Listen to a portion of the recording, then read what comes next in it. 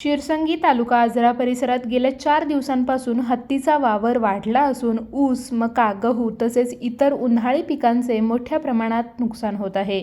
दिवसा जंगलात थांबणारा हत्ती रात्री 9 नंतर शेतात शिरून पिकांची नासधूस करत असल्याने शेतकरी वर्ग चिंतेत आहे.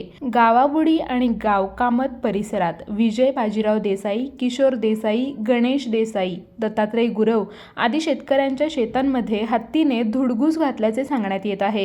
आधीच वाढती महागाई, खतांचे वाढलेले दर, शेतीमालाला न मिळणारा योग्य भाव आणि मजुरांची कमतरता या संकटांशी सामना करणाऱ्या शेतकऱ्यांपुढे आता वन्य प्राण्यांचा प्रश्न गंभीर बनला आहे.